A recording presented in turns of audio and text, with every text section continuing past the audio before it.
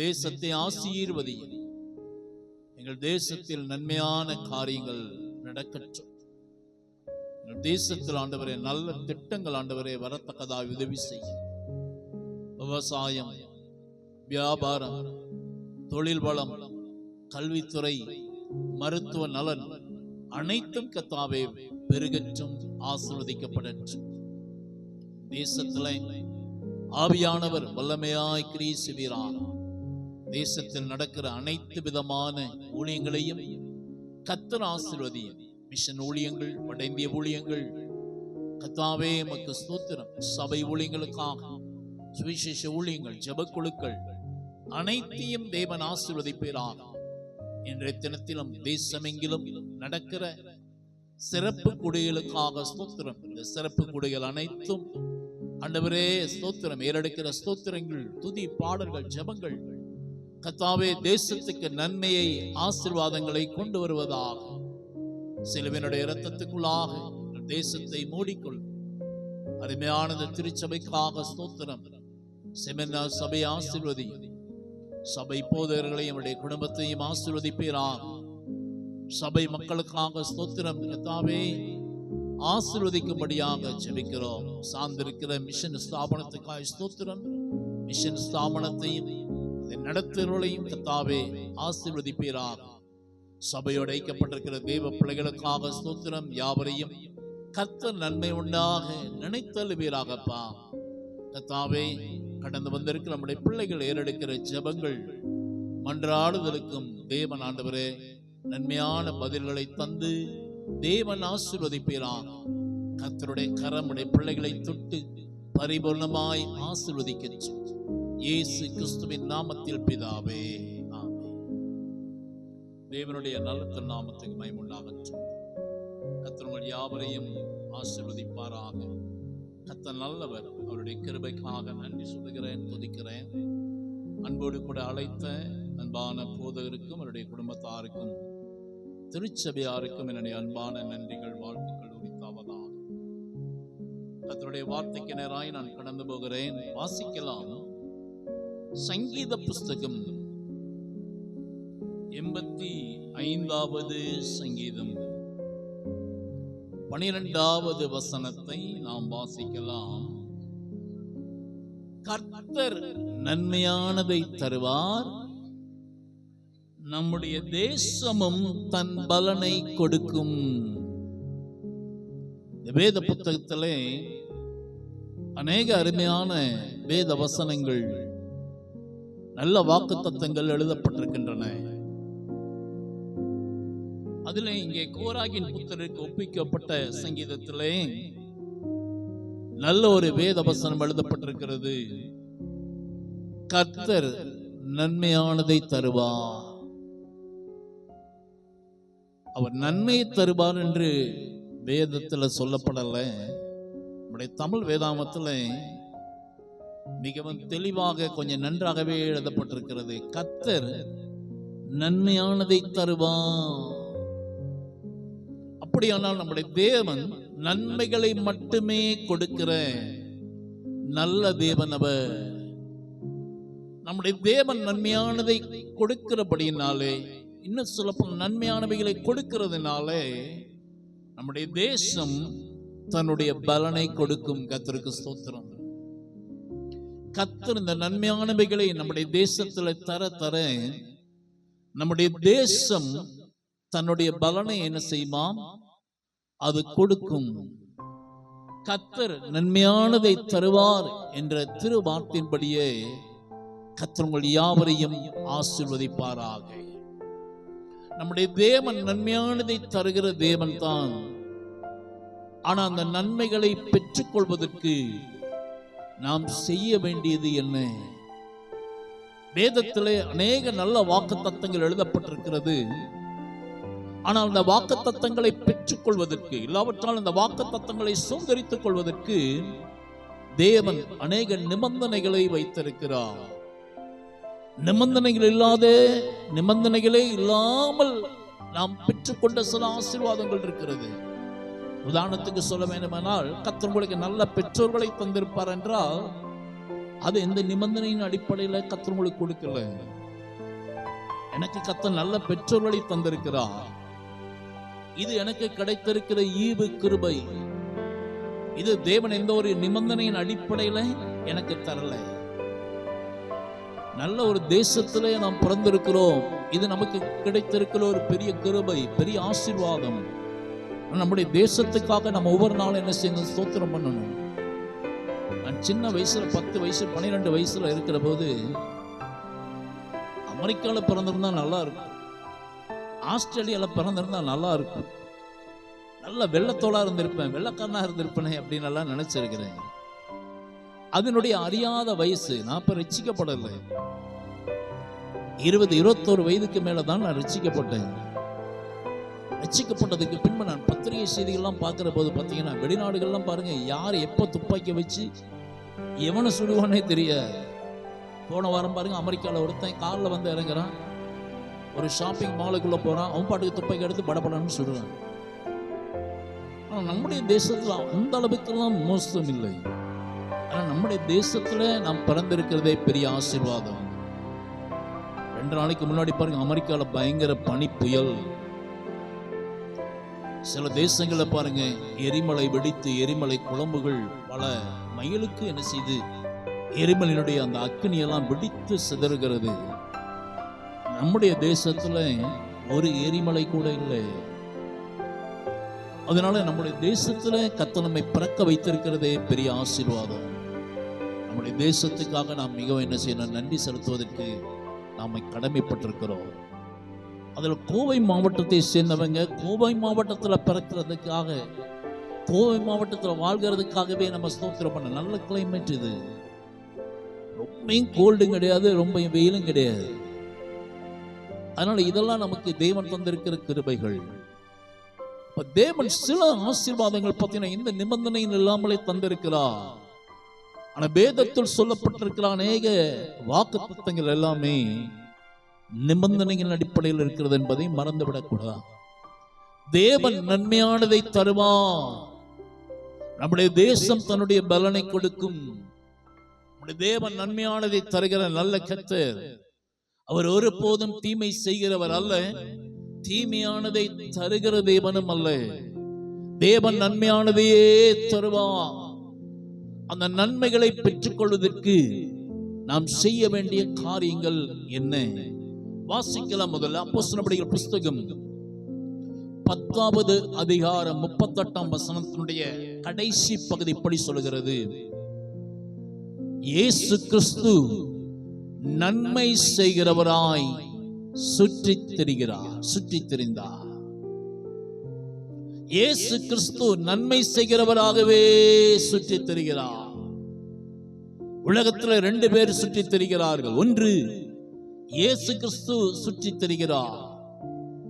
அவர் சுற்றித் திரிவனுடைய நோக்கம் நன்மை செய்வதற்காகவே சுற்றித் திரிகிறார். இன்னொருவன் சுற்றித் திரிகிறான், பிசாசு. அவன் யாரை விழுங்கலாமோ என்று வகை தேடி அவன் என்ன செய்கிறான்? சுற்றித் திரிகிறான்.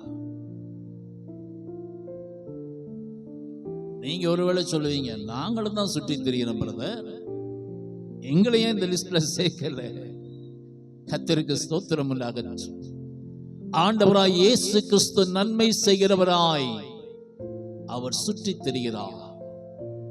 எனக்கு அன்பான தேவனுடைய பிள்ளைகளை, ஒருவேளை ஆண்டவராய் இயேசுவை நீங்கள் சொந்த இரட்சகராக, உடைய மீட்பராக நீங்கள் ஏற்றுக்கொள்ளவில்லை என்றால், ஆண்டவராய் இயேசுவை உங்களுடைய இரட்சகராக, ஆண்டவராய் இயேசு கிறிஸ்துவினுடைய கண்மலையாய் கோட்டையாய் உடைய இருதயத்தில் நீங்கள் ஏற்றுக்கொள்ளுகிற போது, இயேசுவுக்கென்று உங்களுடைய வாழ்க்கையை அர்ப்பணிக்கிற போது, இயேசுவோடு உங்களுடைய வாழ்க்கையை அர்ப்பணிக்கிற போது, இயேசு கிறிஸ்துவை இரட்சகராக நீங்கள் ஏற்றுக்கொள்ளுகிற போது, இயேசு உங்கள் வாழ்க்கையிலே நன்மை செய்வார்.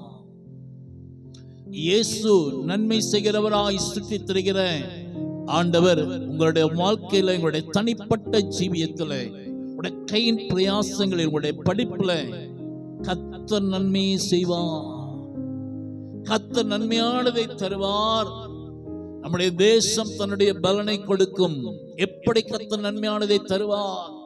இயேசு கிறிஸ்துவை நீங்கள் ஏற்றுக்கொள்கிற போது, இயேசுவோடு ஒரு நல்ல ஒரு ஐக்கியம், ஒரு இணக்கம் உருவாகிற போது, இயேசுவையே நீங்கள் ஏற்றுக்கொள்கிற போது, ஆண்டவர் இயேசுவுக்கென்று உங்களுடைய இருதயத்தை, உங்களுடைய ஆவி, ஆத்துமா, சரீரத்தை, உங்களுடைய வாழ்க்கையை நீங்கள் அர்ப்பணிக்கிற போது இயேசு நன்மை செய்வார். எங்கள் மேட்டுப்பாளையம் பகுதியில் பவானி ஆற்றில் திடீரென்று பார்த்தீங்கன்னா அந்த ஷட்டரை பார்த்தீங்கன்னா திறப்பாங்க. சில நேரங்கள் அந்த ஷட்டரை அடைச்சு தண்ணி அப்படி தேக்கி வைப்பாங்க. அதில் அந்த மின்சாரத்தை எடுப்பதற்கு அது ஒரு குறிப்பிட்ட டைம் அளவுக்கு எடுத்துட்டு நினைச்சுவாங்கன்னா அந்த ஷட்டரை திறப்பாங்க. ஷட்டரை திறக்கும் போது தண்ணி பயங்கர வெள்ளமா வரும். அப்போ ஒரு சங்கு ஊதுவாங்க பார்த்தீங்கன்னா. அப்போ அந்த ஆற்றுல குளிச்சுட்டு இருக்கவங்க எல்லாம் சங்க உடனே 10 நிமிஷத்துல நினைச்சு கரைக்கு வந்துடணும். என்ன தண்ணி இவ்வளவுதான் இருக்குன்னு நினைச்சு குடிச்சிட்டு இருப்பாங்க. பாத்தீங்கன்னா தலைக்கு மேல 2 ஆள் உயர அளவுக்கு தண்ணி வந்துடும். தண்ணி இவ்வளவுதான் நினைச்சு நல்லா ஆத்துல போய் விளையாண்டுட்டு இருப்பாங்க. அந்த சங்கு ஊதுன சத்தம் கேட்டோன்னு என்ன ஆயிரும்னா கரைக்கு வந்துடும். ஒரு நாள் இங்க மேட்டுப்பாளையம் பகுதியில சரியாக காது கேட்காத ஒரு முஸ்லிம் பெரியவர், ஒரு 45 வயது இருக்கு, அவர் குளிக்க போயிருக்கிறார். நல்ல இவ்வளவுதான தண்ணி நல்ல ஆத்துல நல்லா குளிச்சு விளையாண்டுட்டு இருக்கிறார். சங்கூதுனது கேட்கல அவருக்கு. சற்று திறந்துட்டாங்க, தண்ணி அதிகமான தண்ணி வருகிறது. திடீர்னு பாக்குற தண்ணி இவ்வளவு வருது. அவர் கரையறது கடையில தண்ணி அவரை அடிச்சுட்டு போகுது. தண்ணி அடிச்சுட்டு போகிற போது தார் வணங்கி கொண்டிருக்கிற தேவனுடைய பெயரை சொல்லி கூப்பிடுகிறார். ஆனா தண்ணி அடிச்சுட்டே போகுது, தண்ணி அடிச்சுட்டே போகுது, அதிகமான தண்ணி வருது. அவருக்கு இப்ப என்ன செய்யறதுன்னு தெரியல. அவருக்கு ஒன்று மட்டும் புரிந்து விட்டது, எங்கேயோ ஒரு இடத்துல போய் இந்த தண்ணி என்ன செய்யும், கீழே என்னை தள்ளிடும், நான் இறந்து விடுவேன்கிற ஒரு பயத்துல அவர் வீட்டுக்கு பக்கத்தில் இருக்கிற விக்கிரக கோயிலுடைய பெயர்களை எல்லாம் சொல்லி கூப்பிட ஆரம்பித்து விட்டார். அப்போதும் தண்ணீர் அடித்துக் கொண்டு போகிறது. அப்ப அவருடைய மனசுல ஒரு சின்ன எண்ணம், அவங்க வீட்டுக்கு பக்கத்து வீட்டுல ஒரு கிறிஸ்தவருடைய வீடு, அந்த வீட்டுல பாடுகிற சத்தங்கள், ஜெபிக்கிற சத்தங்கள், இது அவருடைய காதுகள் அது நல்லா கேட்கும். அந்த வீட்டுல இயேசுவே இயேசுவே இயேசுவே என்று சொல்லி கூப்பிடுகிற சத்தத்தை அவருடைய காதுகள் அதிகமாய் கேட்டிருக்கிறபடியினாலே அவரை அறியாமலே அவர் இயேசுவே என்று கூப்பிட ஆரம்பித்து விட்டார். இயேசுவே என்று கூப்பிடுகிற போது நடந்தது என்ன தெரியுமா? அந்த ஆற்றில் தண்ணீர் வந்து கொண்டிருந்த போது திடீர்னு இந்த தண்ணீர்ல ஒரு சுழல் வந்து அவர் அப்படியே தூக்கி மணல் தட்டு மேல தூக்கி வீசி விட்டது. ஒரு பெரிய மணல் திட்டு அதுல தூக்கி வீசியாச்சு. அவர் அதுல அப்படியே இருக்கிறார். சுத்தி தண்ணி ஓடிட்டு இருக்கு, சுற்றிலும் தண்ணி ஓடுது. ஒரு மணல் அந்த பரப்பு மேல திட்டு மேல நிக்கிறார். அங்க இருந்து கைய என்ன காப்பாத்துங்க காப்பாத்துன்னு கத்துறாரு. அவர் பார்த்துட்டு இருக்கும் போதே அந்த மணல் திட்டு பார்த்தீங்கன்னா கொஞ்சம் கொஞ்சமா கரையுது. தண்ணியினுடைய அந்த தாக்கம், தண்ணியினுடைய வேகம், அந்த மணல் பரப்பு, மணல் திட்டு அப்படியே கொஞ்சம் கொஞ்சம் ஆகுது. இவ்வளவுதான். அவர் இருக்கிற இடத்துல சுற்றினும் ஒரு அடி அளவுக்கு இருக்கு. ஆனால் இவருடைய கை அசைவையும் கத்துகிறதையும் பார்த்து விட்டு யாரோ ஒரு நபர் தீயணைப்பு துறைக்கு போன் பண்ணி தீயணைப்பு துறையினர் வந்து அவரை காப்பாற்றி விட்டார்கள். அவர் காப்பாற்றப்பட்டதற்கு பின்பு அந்த ஐயாவுடைய சாட்சியை நான் நேரடியாக கேட்டேன். ஏன்னா அந்த பக்கத்து வீட்டுக்கு நான் ஜெபிக்க போவேன். அப்ப அந்த ஐயாவும் வந்திருந்தார். அந்த ஐயா சொன்னார், ஐயா இறந்துருவேன்னு நினைச்சேன், ஆனா இயேசுவே என்று கூப்பிட்டதுனாலே இயேசு எனக்கு நன்மை செய்தான். ஒரு அல்லேலூயா சொல்லுங்களேன். அல்லேலூயா. இயேசு எனக்கு மறுவாழ்வை கொடுத்தார். இயேசு எனக்கு ஒரு புதிய வாழ்க்கை தந்தார். இயேசு என்னுடைய உயிரை காப்பாற்றினார். இயேசு கிறிஸ்து எனக்கு உதவி செய்தார். இயேசு எனக்கு ஜீவனை கொடுத்தார். ஆண்டவராய் இயேசு சொல்கிறார், நானே வழியும், நானே சத்தியமும், நானே ஜீவனுமாய் இருக்கிறேன் என்று ஆண்டவராய் இயேசு கிறிஸ்து சொல்லுகிறார். நானே ஜீவனுமாய் இருக்கிறேன் என்று சொன்ன இயேசு கிறிஸ்து இந்த ஐயாவுக்கு மரண கண்ணியிலிருந்து தூக்கி எடுத்து அவருக்கு ஜீவனை கொடுத்தார். கர்த்தர் நன்மையானதை தருவார். நம்முடைய தேசம் தன்னுடைய பலனை கொடுக்கும். கர்த்தர் எப்படி நன்மையானதை தருவார் தெரியுமா? இயேசு கிறிஸ்துவோடு உங்களுக்கு ஒரு நல்ல ஐக்கியம் உருவாகிற போது, இயேசு கிறிஸ்துவை உங்கள் இரட்சகராக ஆண்டவராக நீங்கள் ஏற்றுக்கொள்கிற போது, இயேசு கிறிஸ்து உங்களுடைய வாழ்க்கையிலே நன்மை செய்வார். அவர் நன்மை செய்கிறவராகவே சுற்றி தெரிகிற நல்ல ஆண்டவர். அந்த ஐயாவுக்கு நன்மை செய்தவர் உங்களுக்கு நன்மை செய்வதற்கு இயேசு நல்லவராய், வல்லவராய், பெரியவராய், இயேசு இரக்கமுள்ளவராய் இருக்கிறார். கர்த்தருக்கு ஸ்தோத்திரம். இரண்டாவது, அந்த நன்மையை நாம் பெற்றுக்கொள்வதற்கு செய்ய வேண்டிய இரண்டாவது காரியம் என்ன? வாசிக்கலாம். எரேமியா தீர்க்க தரிசன புஸ்தகம் 5வது அதிகாரம். எரேமியா தீர்க்க தரிசன புஸ்தகம் 5வது அதிகாரம் 25வது வசனத்தை நாம் வாசிக்கலாம். உங்கள் அக்கிரமங்கள் இவைகளை விலக்கி உங்கள் பாவங்கள் உங்களுக்கு நன்மையை வரவட்டாதிருக்கிறது. எரேமியா 5:25 வாசிக்கிறோம். உங்களுடைய பாவங்கள் உங்களுக்கு நன்மையை வரவட்டாமல் இருக்கிறது. அப்படின்னா உங்களுடைய பாவங்கள் என்ன செய்கிறது? உங்களுக்கு நன்மையை வரவிடாமல் தடை செய்து கொண்டிருக்கிறது. உங்களுடைய அக்கிரமங்களே, உங்கள் பாவங்களே உங்களுக்கு வர வேண்டிய நன்மையை வரவட்டாமல் தடை செய்து கொண்டிருக்கிறது. கர்த்தர் நன்மையானதை தருவார். அவர் நன்மை தருகிற நல்ல தேவன் தான். ஆனா அந்த நன்மை பெற்றுக் கொள்வதற்கு தடை என்ன தெரியுமா? பாவங்கள், அக்கிரமங்கள், அசுத்தங்கள், மீறுதல்கள்.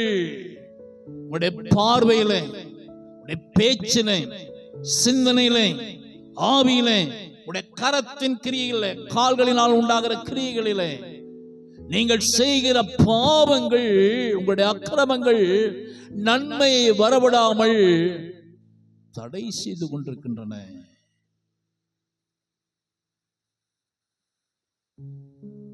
ரோட்ல நல்ல தெருவில் பார்த்தீங்கன்னா நல்ல மழை பெய்யுது. மழை பெய்யும் போது அப்பா சொன்னாரு, டேய் எல்லாரும் வெளியே போய் ஒரு அண்டா வாளி போய் பிடிங்கடா. தண்ணி என்ன செய்யலாம்? நல்ல மழை பெய்யுது, பிடிச்சு வைக்கலாம். ஒரு பையன் போன ஒரு அண்டாவை தொங்கி கொண்டு போய் வச்சான். ஒரு பையன் ஒரு பக்கெட்டை கொண்டு போய் வச்சான். ஒரு பையன் ஒரு குடத்தை கொண்டு போய் வச்சான். ஒரு பையன் இன்னொரு பெரிய வாளியை கொண்டு போய் வச்சான். இந்த 3 பேர் வச்சதுல பார்த்தீங்கன்னா நல்லா தண்ணி நிரம்பியாச்சு. ஒரே ஒரு பையன் வச்ச பக்கெட்ல பார்த்தீங்கன்னா தண்ணி இல்லை. என்ன காரணம் பார்த்தீங்கன்னா, பக்கெட்டை என்ன செஞ்சிருக்கான்? தலைகளை வச்சிருக்க. பக்கெட் எப்படி வச்சிருக்கா? எப்படி வச்சிருக்க? தலைக்கல. மழை நல்லா பெய்யுது. மழை அது கரெக்டா வச்சிருந்தா என்ன இருக்கும்? எல்லா பக்கெட்டுமே என்ன செஞ்சிருக்கும்? நிரம்பி இருக்கும். ஆனா ஒரே ஒரு பையன் வச்சதுல மட்டும் என்ன செய்யல? தண்ணி இல்லை. காரணம் என்ன? வச்சது எப்படிதான் வச்சிருக்கான்? தலைகீழ வச்சிருக்க. நம்முடைய தேவன் நல்லவர். வசனம் சொல்கிறது, கர்த்தர் நன்மையானதை தருவார். நம்முடைய தேசம் தன்னுடைய பலனை கொடுக்கும். தேவன் நன்மை செய்கிறவர். அவர் நன்மை தருவதற்கு அவர் தயாள குலமுள்ளவராக இருக்கிறார். ஆனா அந்த நன்மை பெற்றுக்கொள்வதற்கு தடை என்ன? பாவங்கள். எப்படி அந்த தம்பி பக்கெட்டை தலைகளா வச்ச மாதிரி நம்முடைய பாவங்கள், நம்முடைய அக்கிரமங்கள், நம்முடைய அசுத்தங்கள், நம்முடைய மீறுதல்களே வசனம் சொல்கிறது நன்மையை வரவட்டாமல் தடை செய்கிறது. நன்மையை வரவட்டாமல் இருக்கிறது. அப்படியானால் கர்த்தரிடத்திலிருந்து நன்மையை பெற்றுக் கொள்வதற்கு பரிசுத்தமுள்ள ஜீவியம் தேவை. பாவமில்லாத வாழ்க்கை தேவை. கர்த்தருடைய வார்த்தை சொல்லுகிறது பாவங்களை மறைக்கிறவன் வாழ்வடைய மாட்டான், அவைகளை அறிக்கை செய்து விட்டு விடுகிறவனோ இரக்கம் பெறுவான். அன்பான தேவனுடைய பிள்ளைகளை, உங்களுடைய வாழ்க்கையில ஒருவேளை பாவங்கள் இருக்குமானால் பாவங்களுக்காக மனஸ்தாபப்படுங்கள்.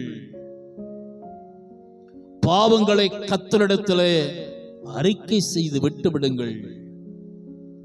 அது என்ன பாவமா இருக்கலாம்? பொய் சொல்கிறது ஒரு பாவம், கெட்ட வார்த்தை பேசுவது ஒரு பாவம், சபிக்கிறது ஒரு பாவம், திருடுவது ஒரு பாவம், மற்றவருடைய பொருட்களை இச்சிப்பது ஒரு பாவம், விபச்சாரம் பண்ணுவது ஒரு பாவம், கொலை பாவம், கொள்ளையடிப்பது பாவம். உங்களுக்கு தெரியும் இதெல்லாம் பாவம். ஐயோ பாவம் அந்த பையன், அந்த பாவம் அல்ல.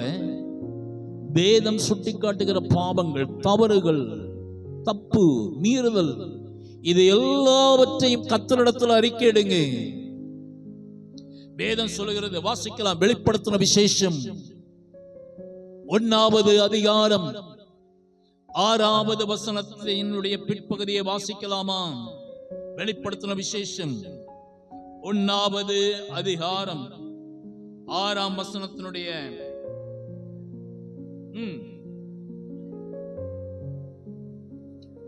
நம்மிடத்தில் அன்பு கூர்ந்து தமது இரத்தத்தினாலே நம்முடைய பாவங்கள் அற நம்மை கழுவி. கர்த்தரிடத்துல பாவங்களை அறிக்கையிடுங்க. அறிக்கையிடுகிற போது இயேசு கிறிஸ்துவினுடைய இரத்தம் பாவம் மற நம்மை கழுவுகிறது. 1 யோவான் 1வது அதிகாரம் 7வது வசனத்தையும் வாசிக்கலாமே? 1 யோவான்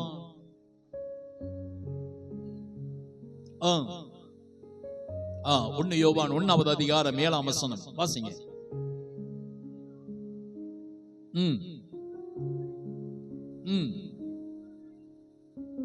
குமாரனாகிய இயேசு கிறிஸ்துவினுடைய இரத்தம் சகல பாவங்களையும் நீக்கி கழுவி நம்மை சுத்திகரிக்கும். கவனிங்க, தேவன் நன்மையானதை தருவான். ஆனா அந்த நன்மையை தடை செய்வது என்ன? பாவம். அப்படியான அந்த பாவம் நீக்கப்படணும், அந்த பாவம் கழுவப்படணும். அந்த பாவம் கழுவப்பட, பாவம் நீக்கப்பட இயேசு கிறிஸ்துவின் இரத்தத்தினாலே கழுவப்பட உங்களை அர்ப்பணிங்க.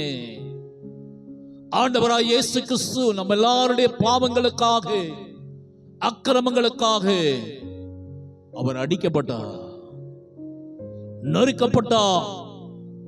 நமக்காக கோர சிலுவையை தூக்கி சுமந்தார். சிலுவையில பல மணி நேரங்கள் தொங்கினார். நம்முடைய பாவங்களுக்காக அவர் கசியடிகளை வாங்கினார். நம்முடைய பாவங்களுக்காக முட்கிரீடம் சூட்டப்பட்டவராக அவமானங்களை சகித்தார். நம்முடைய பாவங்களுக்காக இயேசு கிறிஸ்து எல்லா சொட்டு இரத்தத்தையும் நமக்காகவே சிந்தினார். அவர் உலகத்தினுடைய பாவத்தை சுமந்து தீர்த்த தேவாட்டுக்குட்டி.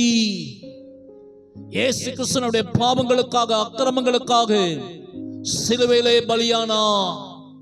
எனக்கு அன்பான தேவனுடைய பிள்ளைகளே, கல்வாரியிலே நம்முடைய பாவங்களுக்காக அடிக்கப்பட்ட ஆண்டவராய் இயேசுவை நோக்கி பாருங்கள். உங்களுக்காக சிலுவையிலே ஜீவனை கொடுத்து, உங்களுக்காக தனது எல்லா சொட்டு இரத்தத்தையுமே உங்களுக்காக, நமக்காக சிந்தின ஆண்டவராய் இயேசுவை நோக்கி பாருங்க. சிலுவையினுடைய இரத்தத்தினால் உங்களை கழுவப்படுவ நீங்க உங்களோ அர்ப்பணிங்க. இயேசு கிறிஸ்துவினுடைய இரத்தம் சகல பாவங்களை நீக்கி கழுவி நம்மை சுத்திகரிக்கும், நம்மை பரிசுத்தப்படுத்தும். இயேசு கிறிஸ்துவின் இரத்தத்தினால கழுவப்பட்டு பாவம் நீக்கப்பட்டவர்களாய் நாம் இருப்போமானால், அந்த பாவம் நீக்கப்பட்ட உடனே கர்த்தருடைய நன்மைகள் நம் மீது ஆட்டோமேட்டிக்கா கடந்து வந்துடும்.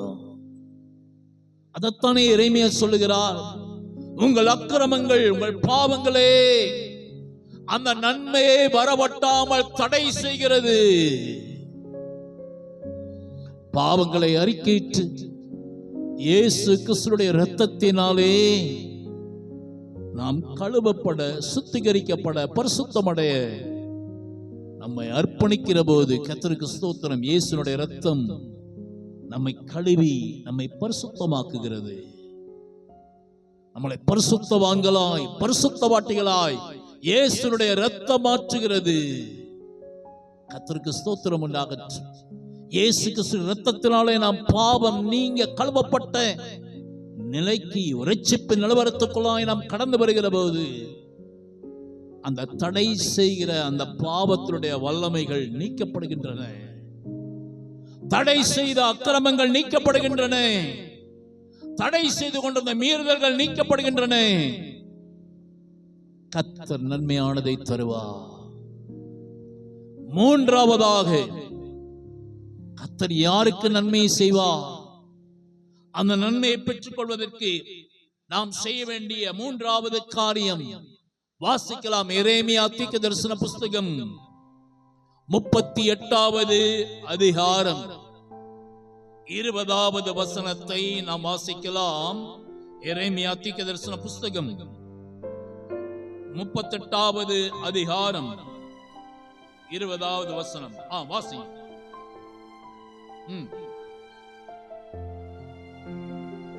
நான் உம்மிடத்தில் சொல்லுகிறேன், கர்த்தருடைய வார்த்தைக்கு செவிகொடு,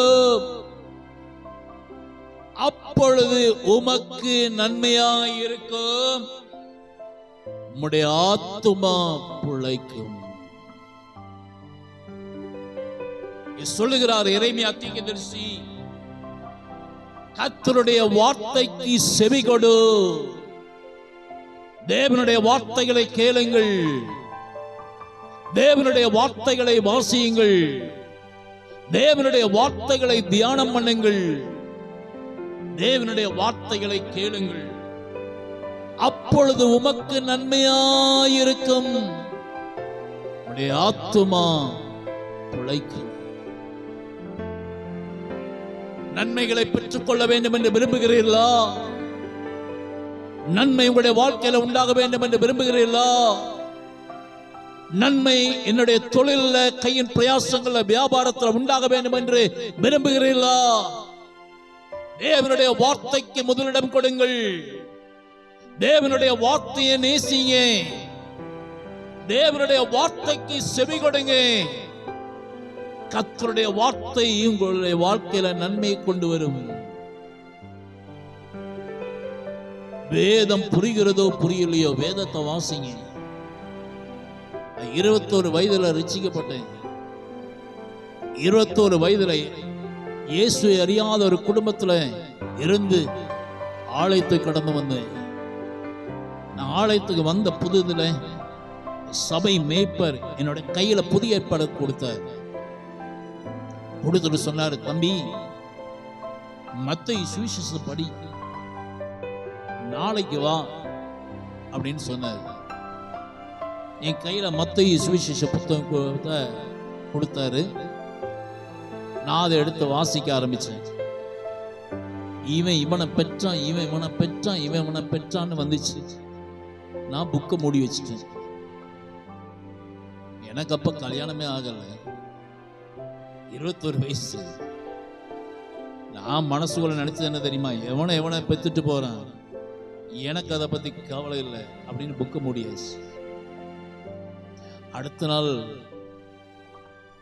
சர்ச்சுக்கு போனேன். பாஸ்டரை கேட்டார், தம்பி பைபிளை படிச்சியா அப்படின்னார். படிச்சையா அப்படின்னு இழுத்தேன். என்ன படிச்ச அப்படின்னு கேட்டார். ஐயா, அவன் இவனை பெத்தான், இவன் இவனை பெத்தான், இவன் இவனை பெத்தான்னு வந்தது. எவனும் இவனை பெற்றுட்டு போறான் அப்படின்னு சொல்லிட்டு புக்கை மூடிட்டேன். பாஸ்டர் ஐயா சிரிச்சார். ஆனா எனக்கு ஒரு நல்ல ஆலோசனை சொன்னார். இவர் பைபிள்ல எவனை பெத்தானாலும் படிக்கணும், செத்தானாலும் படிக்கணும் அப்படின்னு. என்ன சொன்னாரு? பெத்தானாலும் படிக்கணும், செத்தானாலும் படிக்கணும், இல்லைன்னா நீ செத்த பார்த்துக்க அப்படின்னு. அன்னைக்கு படிக்க ஆரம்பிச்சு. புரியுதோ புரியலையோ பைபிள் என்ன செய்ய படிங்க. கர்த்தருடைய வார்த்தைகளை கேளுங்க. கர்த்தருடைய வார்த்தைகளை கேட்பதும் வாசிப்பதும் வாழ்க்கையில நன்மை கொண்டு வரும்.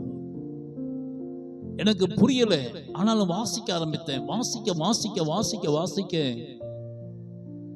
இருதயத்துல சமாதானம் உண்டாவதை நான் உணர்ந்தேன். இதை வாசிக்க வாசிக்க வாசிக்க வாசிக்க பாவத்தின் மேல எனக்கு ஒரு வெறுப்பு வருகிறதை நான் உணர்ந்தேன். விளையாட்டுக்கு அடிமையா இருந்தேன். 20 வயதுல ஒரு குறிப்பிட்ட கட்சியில மாணவர் அணி செயலாளராக இருந்தேன். குறிப்பிட்ட அரசியல் தலைவருக்கு பின்பாக ஓடுவேன். ஆனால் வேதத்தை வாசிக்க வாசிக்க வாசிக்க ஆரம்பித்த பின்பு அரசியல் கூட்டங்களின் மேல இருந்த ஈடுபாடு எனக்கு குறைய ஆரம்பித்து விட்டது. குறிப்பிட்ட ஒரு சினிமா நடிகருடைய படம் என்றால் எனக்கு பயங்கர வெறி. அவருடைய படம் என்றால் போவேன், பயங்கர அவரை மாதிரியே ஆடுவேன். நாளடைவில் வேதத்தை வாசிக்க வாசிக்க வாசிக்க வாசிக்க சினிமாவின் மீது எனக்கு வெறுப்பு உருவாக ஆரம்பித்து விட்டது. வேதத்தை வாசிக்க வாசிக்க வாசிக்க கர்த்தர் என்னுடைய பாவத்திலிருந்தெல்லாம் என்னை விடுவிக்க ஆரம்பித்தார். சரீரத்தில் பல பலவீனங்கள் இருந்தது. அதை குறித்தெல்லாம் நான் விரிவாக பேச எனக்கு நேரம் இல்லை. ஆனால் வேதத்தை வாசிக்க வாசிக்க வாசிக்க வாசிக்க என் சரீரத்தில் இருந்த பலவீனங்கள் எல்லாம் கர்த்தர் மாற்றி போட்டார். கர்த்தருடைய வார்த்தைக்கு செவிகொடு, அப்பொழுது அது உமக்கு நன்மையாயிருக்கும், ஆத்துமா பிழைக்கும். எனக்கு அருமையான தேவனுடைய பிள்ளைகளே, வேத வசனத்துக்கு முதலிடம் கொடுங்கள். வேத வசனங்களை வாசியுங்கள். கர்த்தருடைய வார்த்தை உங்களுக்கு நன்மையை கொண்டு வரும். வேத புத்தகத்துல மொத்தம் எத்தனை பக்கம் இருக்கு தெரியுமா? 1465 பக்கம் இருக்கு. ஒரு நாளைக்கு 5 பக்கம் படிக்கிறீங்கன்னு வைங்க, 300 நாள்ல அந்த பைபிளை ஒரு தடவை நீங்க படிச்சு முடிச்சிடலாம். 1500 பக்கம் இல்ல, 1500க்கு குறையதான் இருக்கு. 1465 பக்கம். அதுல நீங்க சில இடங்கள்ல பாத்தீங்கன்னா பாதி இடத்துல சும்மா கேப்பா தான் இருக்கும். மல்லிகா புக்கெல்லாம் பாருங்க, ஒரு கொஞ்சம் வரி இருக்கு, கீழே கேப்பா தான் இருக்கு. அப்ப இன்னும் சொல்ல போனா 1465 பக்கத்துக்கு குறைவான பக்கங்கள் தான் இருக்குது பைபிள்ல. எழுத்து எல்லாம் சேர்த்தா குறையதான் இருக்கு. ஒரு நாளைக்கு 5 பக்கங்கள். நல்லா கவனிங்க, ஒரு நாளைக்கு 5 பக்கங்கள் ஆதியாகமத்துல இருந்து நீங்க படிக்க ஆரம்பிச்சீங்கன்னா 300 நாளுக்கு உள்ள நீங்க என்ன செஞ்சிடலாம்? பைபிளை முழுவதுமாய் படிச்சு முடிக்கலாம். அதாவது சுமார் 10 மாதங்கள்ல பைபிளை படிச்சு முடிக்கலாம். ஒரு நாளைக்கு இந்த 5 பக்கங்களை படிக்கிறதுக்கு எவ்வளவு நேரம் தெரியுமா ஆகுது? நான் வாசித்து பார்க்கிறேன், 20 நிமிஷத்துல இருந்து 25 நிமிஷம் தான். மெதுவா நீங்க எழுத்து கூட்டி வாசிச்சா கூட 30 நிமிஷம் தான். ஒரு நாளைக்கு 1/2 மணி நேரம், 30 நிமிடங்கள் நீங்க ஒரு நாளைக்கு செலவழித்தால் இந்த வேத புத்தகத்தை வருஷத்துல ஒரு தடவை நீங்க வாசித்து முடிக்கலாம். உங்களால முடியும், உங்களால நிச்சயம் முடியும். நம்ம நினைக்கிறோம் இவ்வளவு பெரிய புத்தகத்தை நம்ம என்ன படிச்சு முடிக்க முடியுமான்னு நினைக்கிறோம். முடிக்கணும். ஒரு நாளைக்கு 1/2 மணி நேரம் மட்டும் கொடுங்க. வேத வசனத்தை வாசிக்கிறதுக்கும் இல்லாவிட்டால் வேத வசனங்களை கேட்பதற்கும் 1/2 மணி நேரம் செலவு பண்ணுங்க. கர்த்தருடைய வார்த்தைக்கு செவி கொடுப்பது நமக்கு நன்மை. நிறைய பேர் பைபிள் படிக்கிறவங்க எப்படி படிக்கிறாங்கன்னா சங்கீதத்தையே வாசிட்டு இருப்பாங்க. சிலர் சிலருக்கு நீதிமொழிகளையே படிப்பாங்க, சிலர் புதிய ஏற்பாட்டையே படிப்பாங்க, சிலர் இந்த ஏசாயா, எரேமியா, இசைக்கெல்லாம் தொடர்றதே கிடையாது. நான் ஒரு வீட்டுக்கு போயிருந்தேன், ஒரு தம்பியோடைய பைபிளை வாங்கி பார்த்தேன். யோபு புஸ்தகத்தை பின் பண்ணி அடிச்சு வச்சிருக்கேன். ஏன்டா பின் பண்ணி அடிச்சு வச்சிருக்கேன், இதுக்குள்ள பணமா இருக்குன்னு கேட்டேன். இல்ல, அது யோபு புஸ்தகத்தை படிக்கிறதே பயமா இருக்கு, அதை படிச்சு அதே மாதிரி எனக்கு போராட்டம் வந்திருப்பான்னு பயமா இருக்கு. யார்டா உனக்கு இப்படி எல்லாம் வெளிப்பாடு கொடுத்தது? அதை படிச்ச பாரு, ரொம்ப ஆசீர்வாதமான புத்தகம். பின்னாடி முடிவை பாரு, ஏன்டா தொடக்கத்தை பார்க்கிற, பின்னாடி முடிவை பாரு. யோபுவை கர்த்தர் இப்படி ஆசீர்வதிக்கிறான்னு பாரு, யோபு கிட்ட கர்த்தர் என்னெல்லாம் பேசுகிறார் பாரு அப்படின்னு சொன்னதுக்கு அப்புறம் யோபு புஸ்தகத்தை படிக்கிறான். சிலர் மல்கியாவா, அதெல்லாம் தோன்றதே இல்லை. செப்பனியா, அதெல்லாம் தோன்றதே இல்லை. தீர்க்க தரிசன புஸ்தகமா தொடர்றதே இல்லை. நாகும் ஊகும் அதை தொடர்றதே கிடையாது. தீர்க்க தரிசன புஸ்தகங்கள்லாம் என்ன செய்யறது இல்லை, தொடர்றதே இல்லை. அது புரிகிறது இல்லை, அதனால தொடர்றது இல்லை. புரியுதோ புரியலையோ தயவு செய்து ஒரு தடவை வாசிங்க. மல்கியா தீர்க்கதரிசி இப்படியாக ஒரு காரியத்தை சொல்லுகிறார். வாசிக்கலாம். மல்கியாவின் புஸ்தகம் 2வது அதிகாரம் 9வது வசனத்தை வாசிக்கலாமா? நீங்கள் என் வழிகளை கை கொள்ளாமல், நல்ல கவனிங்க, நீங்க இந்த வழிகளை கை கொள்ளாமல் வேதத்தை குறித்து பட்சபாதம் பண்ணினார். கொஞ்சம் கவனிங்க. பட்சபாதம்னா என்னது? ஒண்ணு மட்டும் பிடிக்கும், ஒண்ணு வேண்டாம். எனக்கு காஃபி பிடிக்கும், டீ வேண்டாம். எனக்கு சிக்கன் தான் பிடிக்கும், மட்டன் வேண்டாம். எனக்கு தோசை பிடிக்கும், உப்புமா வேண்டாம். ஒன்னு பிடிச்சிட்டு ஒண்ணு வேண்டான்னு தள்ளுறதுக்கு தான் பேர் என்னது? பட்சபாதம். இங்க மல்கியா சொல்றாரு, நீங்கள் என் வழிகளை கை கொள்ளாமல் வேதத்தை குறித்து பட்சபாதம் பண்ணினபடினா. அப்படின்னா ரூத் புஸ்தகத்தை நல்லா படிப்பாங்க எல்லாரும், அது நல்லா இன்ட்ரெஸ்டிங்கா கதை மாதிரி போகும். எஸ்தர் புக்கு நல்ல கதை மாதிரி இருக்கும். ஆதியாமம் நல்ல கதை மாதிரி போகும். யாத்ராம் எல்லாமெல்லாம் நல்ல கதை மாதிரி போயிட்டு இருக்கும். கர்த்தர் அற்புதம்லாம் செய்யறாரு, அதெல்லாம் படிக்க ரொம்ப நல்லா இருக்கு. லேவியராகம வந்துட்டா தொடர்றது இல்லை. என்ன கறி குடலு வெட்டு குத்துன்னு வருது, படிக்கிறது தொடர்றது இல்லை. நியாயாதிபதிகள் நல்லா படிப்பேன், ஏன்னா சண்டெல்லாம் வரும். அவன் இவனை வெட்டினா அதை பிடிச்சான் இதை பிடிச்சான், இந்த ராஜா அந்த ராஜா ஃபைட்டு. 1 சாமுவேல் 2 சாமுவேல்லாம் தாவீது சவுல் கதையெல்லாம் வரும், நல்லா இருக்கும். ரூத் எஸ்தர் அதான் ரைட். யோபு புஸ்தகம் வரும்போது கொஞ்சம் பிரேக். சங்கீதம் படிக்கும்போது நல்லா இருக்கு. கர்த்தர் நல்லவர், வல்லவர், பெரியவர், அவரை துதிங்க. நீதிமொழிகள் கூட நல்ல ஆலோசனைலாம் வருது. அப்ப கவனிங்க, தீர்க்க தரிசன புஸ்தகங்கள் ஒண்ணே நாம என்ன செய்யறது இல்லை, வாசிக்காம நம்ம என்ன செய்யறோம், அதை ஒதுக்கி வச்சிடறோம். உங்களுக்கு ஒண்ணு தெரியுமா? சாப்பாட்டுல பாருங்க,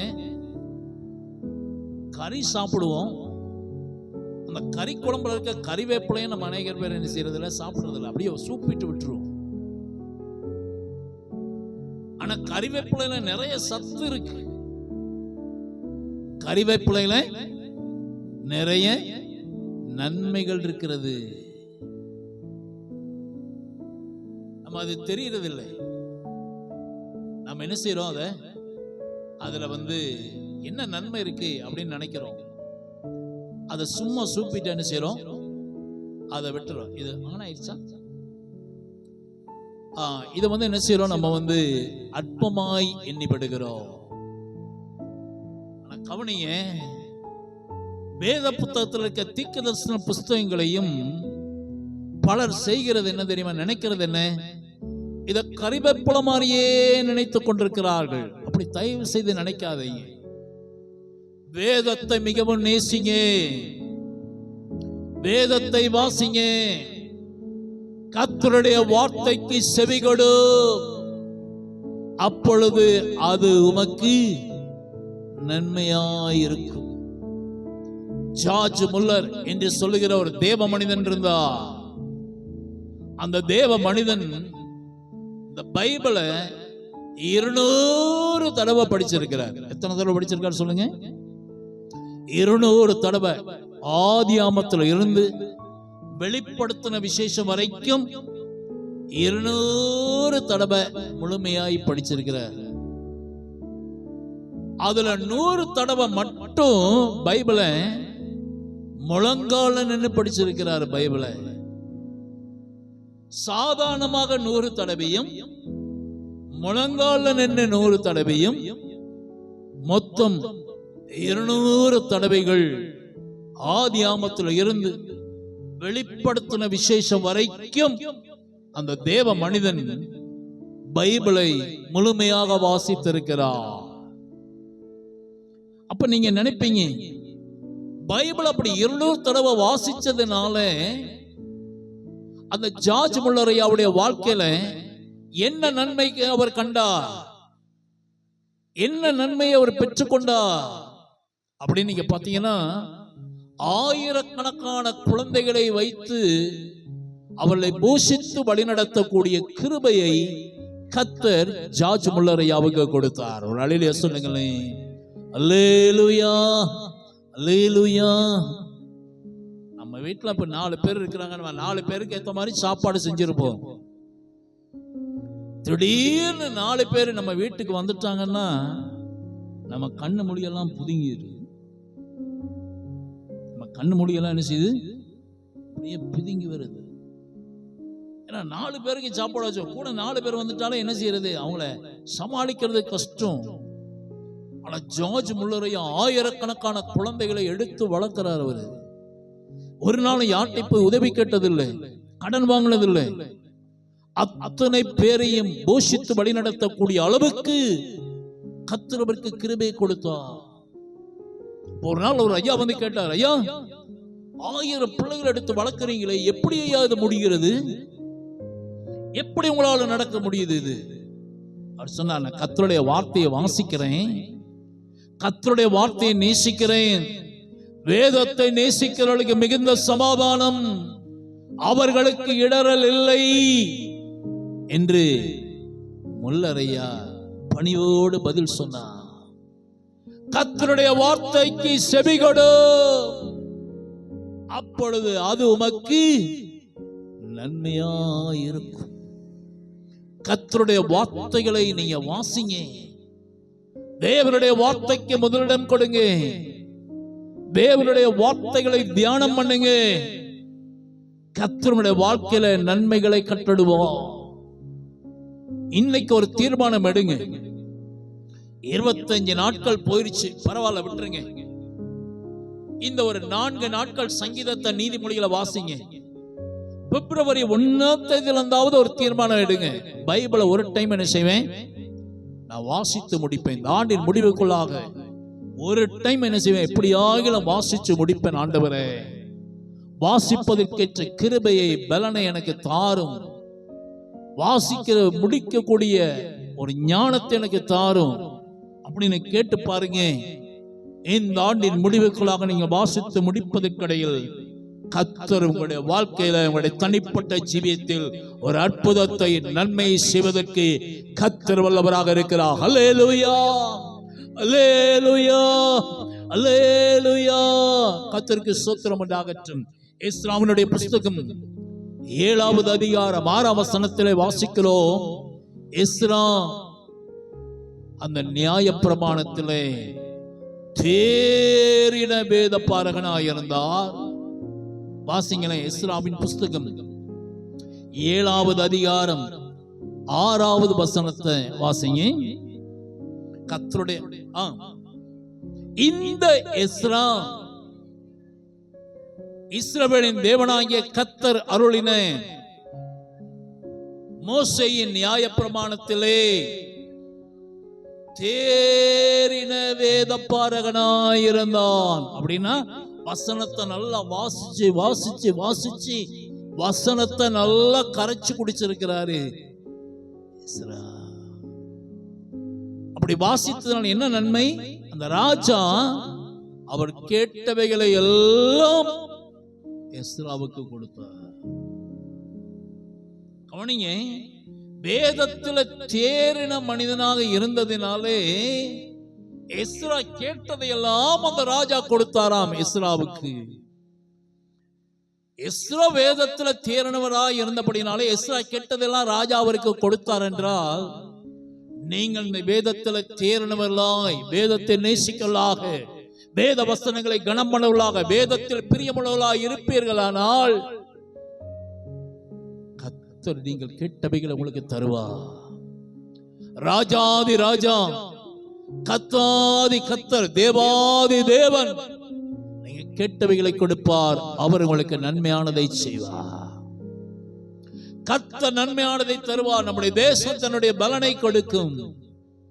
இயேசுவை இரட்சகராய் ஏற்றுக்கொள்கிற போது நமக்கு நன்மைகள் உண்டாகும். இரண்டாவது பார்த்தோம், பாவம் இல்லாமல் பரிசுத்தமாய் நாம் வாழ்கிற போது நம்முடைய வாழ்க்கையில் என்ன உண்டாகுமா? நன்மை உண்டாகும். மூன்றாவது, தேவன் எப்படி நம்முடைய வாழ்க்கையில நன்மை தருவார்? வேத வசனத்துக்கு செவி கொடுப்பதினாலே, வேதத்தை தியானிப்பதினாலே, கனம் பண்ணுவதனாலே, கர்த்தருடைய வசனத்தினாலே கர்த்தர் நம்முடைய வாழ்க்கையில் என்ன செய்வார்? நன்மை செய்வார். விக்கல்ஸ்வர்த் என்ற ஒரு தேவ மனுஷன் இருந்தார். அவர் 25 வயசுல ரட்சிக்கப்பட்டார். 80 வயசுல அவர் மரிக்கிறார். அவரும் அப்படித்தான். அந்த விக்கல்ஸ்வர்த் என்ற தேவ மனுஷன் இந்த பைபிளை 200 தடவை வாசிச்சிருக்கிறார். 200 தடவை, ஒரு வார்த்தை கூட விடாம, ஒரு வசனத்தை கூட விடாம அப்படி வாசித்ததினாலே அவர் பெற்ற நன்மை என்ன தெரியுமா? 21 செத்த பிரேதங்களை உயிரோடு எழுப்புகிற கிருபை கர்த்தர் அவருக்கு கொடுத்தார். பைபிள்ல பாருங்க, எலியா ஒருத்தர் உயிரோடு எழுப்புறாரு, எலிசா ஒருத்தர் உயிரோடு எழுப்புறாரு, பேதுரு ஒருத்தர் உயிரோடு எழுப்புறார் செத்த பிரேதத்தை, பவுல் அப்போஸ்தலர் ஒருத்தர் உயிரோடு எழுப்புறார், இயேசு கிறிஸ்து மரித்த 3 பேரை உயிரோடு எழுப்பினார். இயேசு கல்லறை விட்டு உயிர் தெழுகிற போது பலர் உயிரோடு எழுப்பினார்னு சொல்லப்பட்டாங்க. எத்தனை பேர்னு சொல்லப்படலை. ஆனா அந்த விக்கல்ஸ்வர்த் என்ற தேவ மனுஷன் 21 செத்த பிரேதங்களை உயிரோடு கூட எழுப்பினார். இன்னைக்கு வரைக்கும் அவருடைய ரெக்கார்டை யாரால முறியடிக்க முடியல. அவருடைய சாதனை யாரால முறியடிக்க முடியல. என்ன காரணம் தெரியுமா? வேதத்தை ரொம்ப நேசிச்சார் அவர். ஒரு தடவை ஒரு வீட்டுக்கு அவருடைய நண்பர் வந்தார். நண்பரை பார்த்து கேட்டார், உன் கையில என்னப்பா பேப்பர்? இங்கிலீஷ் நியூஸ் பேப்பர், அதை வெளியே தூக்கி போட்டு வா அப்படின்ட்டு. அவ்வளவு கர்த்தருடைய வார்த்தை கனம் பண்ண மனுஷன். இந்த ஜார்ஜ் முல்லரையா பார்த்தீங்கன்னா பைபிளை தூக்கிட்டு போவார். பஸ் ஸ்டாப்ல போய் நின்னா அங்க சொல்லுவாங்களே, இப்பதான் 5 நிமிஷம் ஆச்சு பஸ் போயிட்டு. அவர் உடனே, நம்மளா இருந்தா என்ன செய்வோம்? உடனே போனை எடுத்து வாட்ஸ்அப்பை நோண்டுவோம், இல்லைன்னா யூடியூப்பை நோண்டுவோம், இல்லைன்னா ரீல்ஸ் என்ன வந்திருக்குன்னு பார்ப்போம். ஆனா அவர் பஸ் போயிருச்சா நேரா பைபிளை திறந்து வாசிட்டு இருப்பார். அடுத்த பஸ் வார வரைக்கும் வாசிட்டு இருப்பார். பஸ்ல ஏறி உட்கார்ந்தும் பைபிளை வாசிட்டு இருப்பார். அவ்வளவு வேதத்தை நேசித்த மனுஷன் ஜார்ஜ் முல்லர். ஆயிரக்கணக்கான பேரை போஷித்து வழிநடத்தக்கூடிய அளவுக்கு ஆயிரக்கணக்கான அநாத பிள்ளைகளுக்கு ஒரு தகப்பனாக கர்த்தர் வழிநடத்தினார். 200 தடவை வேதத்தை வாசித்து முடித்த விக்கல்ஸ்வர்த் ஐயாவை கொண்டு 21 செத்த பிரேதங்களை உயிரோடு எழுப்புகிற கிருபை கர்த்தர் கொடுத்தார். நீங்கள் கர்த்தருடைய வார்த்தைகளை வாசிங்க, தியானம் பண்ணுங்க, தேவனுடைய வார்த்தைக்கு செவி கொடுங்க. கர்த்தருடைய வாழ்க்கையிலே நன்மையை தருவார். நான்காவதாக, தேவனிடத்திலிருந்து நன்மையை பெற்றுக் கொள்வதற்கு நாம் செய்ய வேண்டிய 4வது காரியம், யாருக்கு கர்த்தர் நன்மை தருவார்? யாருக்கு தேவன் நன்மை செய்வார்? வாசிக்கலாம். எரேமியா தீர்க்கதரிசன புஸ்தகம் 24வது அதிகாரம் 5வது வசனம் 6வது வசனத்தை வாசிக்கலாமா? எரேமியா தீர்க்கதரிசன புஸ்தகம் 24வது அதிகாரம் 5வது வசனம் 6வது வசனத்தை வாசிங்க. இந்த யூத மக்களை நல்ல அத்திப்பழங்களுக்கு ஒப்பிட்டு அவர்களுக்கு நன்மை உண்டாக அவர்களை அங்கீகரிப்பே. அப்ப இங்க கவனிங்க, திருப்பி அடுத்த வசனத்தில் சொல்றாரு, அவர்களுக்கு நன்மை உண்டா. அவர்கள்னா யாரு? யூத ஜனங்கள். யூதர்களுக்கு நன்மை உண்டாக நான் என் கண்களை அவர்கள் மேல வைத்து அவர்களை இந்த தேசத்துக்கு திரும்பி வர பண்ணி அவர்களை கட்டுவேன். போதும். நான்காவது கர்த்தர் யாருக்கு நன்மை செய்கிறார் தெரியுமா? யூதருக்கு. சொல்லுங்க, யாருக்கு நன்மை? யூதருக்கு. அப்படின்னா யூத மக்களுக்கு மட்டும்தானா நன்மை? இந்தியர்களாகிய நமக்கு இல்லையா என்று யோசிக்க கூடாது. யூதர் அப்படின்னு சொன்னா அந்த வார்த்தைக்கு ஒரு ஆவிக்குரிய அர்த்தம் இருக்கிறது. வாசிக்கலாம். ஆதியாகமம் புத்தகம் 29வது அதிகாரம் 35வது வசனத்தை வாசிக்கலாமா? ஆதியாகமம் 29:35.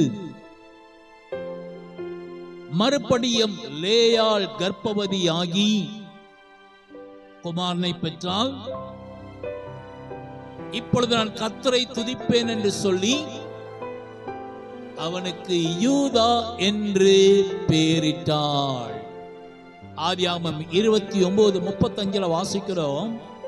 யூதா அல்லது யூதன். யூதர் என்று சொன்னால் அந்த வார்த்தைக்கு அர்த்தம் என்னது? கர்த்தரை நான் துதிப்பேன். துதிப்பேன் என்று அர்த்தம். யூதர் என்றால் அப்ப என்ன அர்த்தம்? துதிப்பேன். எங்க ஊர்ல ஒரு அம்மா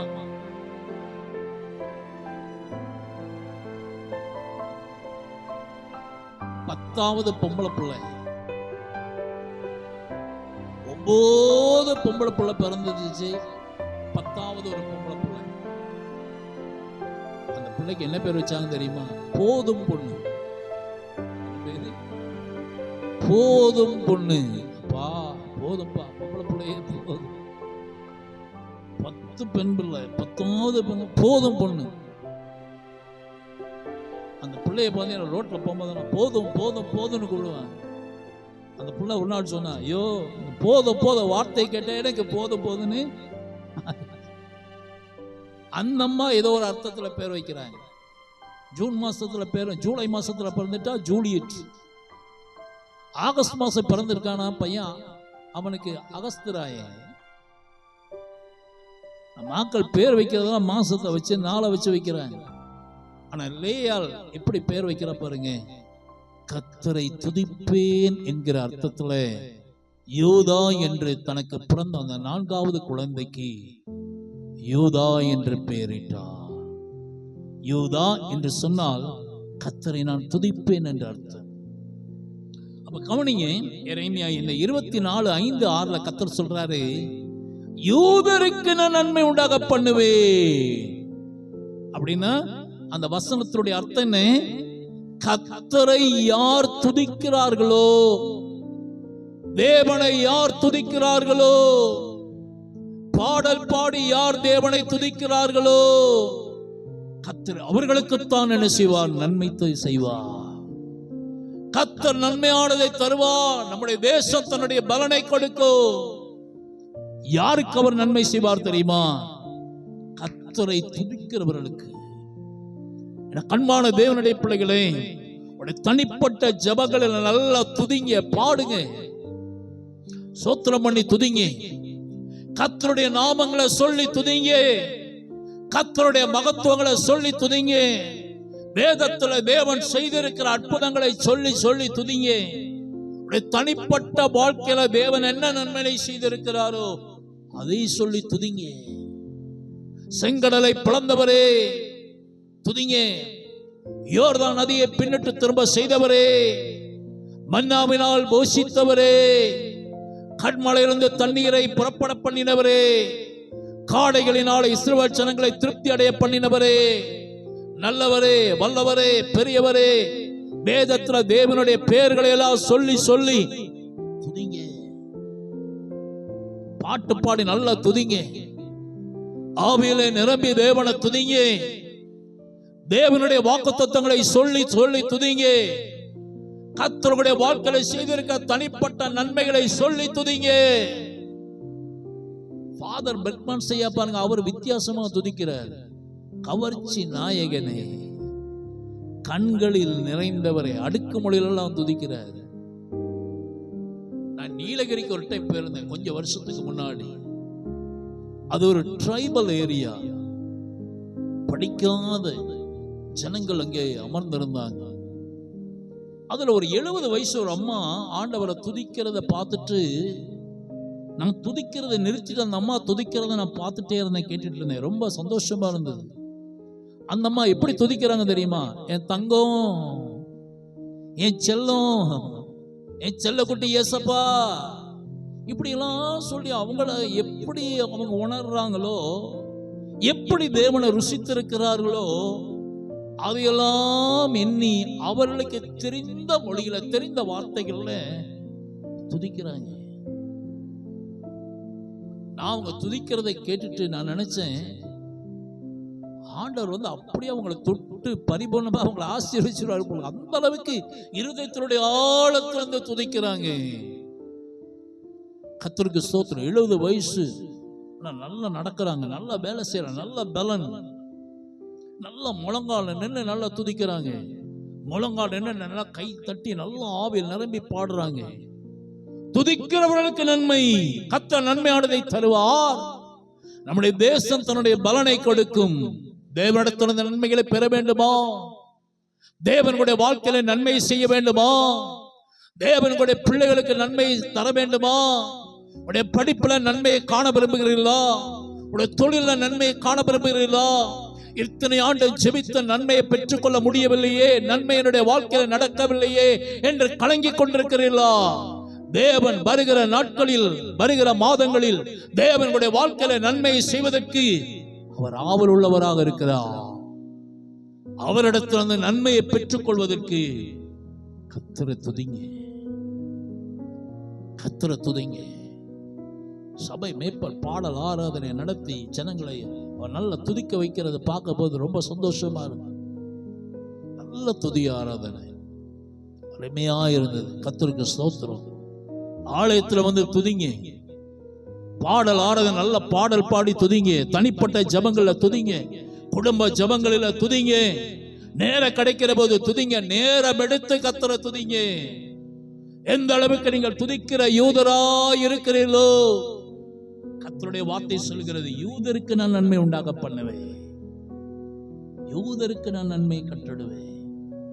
முதல்ல பார்த்தோம், இயேசுவுக்கு உங்களுடைய வாழ்க்கை அர்ப்பணிக்கிற போது இயேசு நன்மை செய்கிறவராய் சுற்றி தருகிறார். இரண்டாவதாக நன்மை பெற்றுக் கொள்வதற்கு பாவம் இல்லாத பரிசுத்த வாழ்க்கை தேவை. மூன்றாவதாக பார்த்தோம், கர்த்தரிடத்தில் நன்மை பெற்றுக் கொள்வதற்கு கர்த்தருடைய வார்த்தையை நீங்க வாசிங்க, தியானம் பண்ணுங்க, கேளுங்க. தேவனுடைய வார்த்தைக்கு முதலிடம் கொடுங்க, நன்மையை பெற்றுக் கொள்வீர்கள். நான்காவதாக பார்த்தோம், கர்த்தர் நன்மையானதை தருவார். அந்த நன்மையை பெற்றுக் கொள்வதற்கு கர்த்தரை துதிங்க. துதிக்கிற யூதர்களாய் நாம் மாறுகிற போது கர்த்தர் நன்மையை தருவார். ஐந்தாவதாக கர்த்தர் யாருக்கு நன்மை தருவார்? அந்த நன்மையை பெற்றுக் கொள்வதற்கு நான் செய்ய வேண்டிய காரியம் என்ன?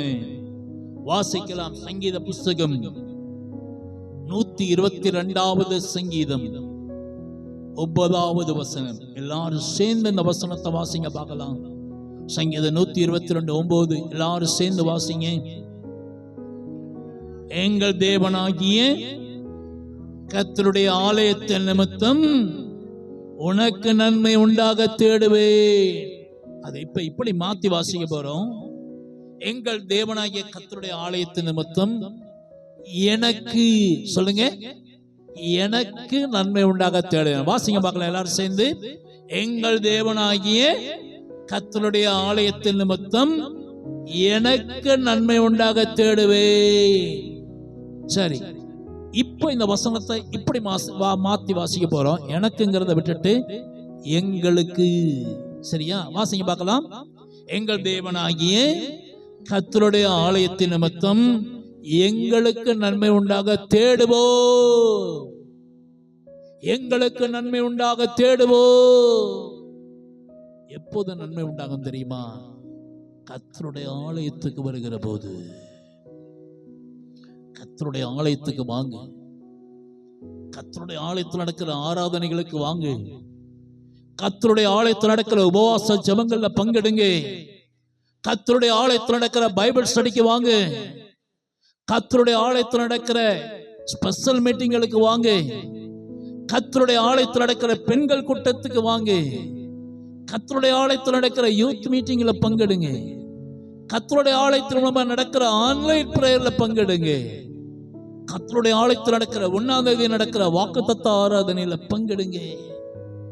கர்த்தருடைய ஆலயத்தில் நடக்கிற அனைத்து நிகழ்ச்சிகளிலும், அனைத்து ஆராதனைகளிலும் குடும்பமா பங்கெடுங்க.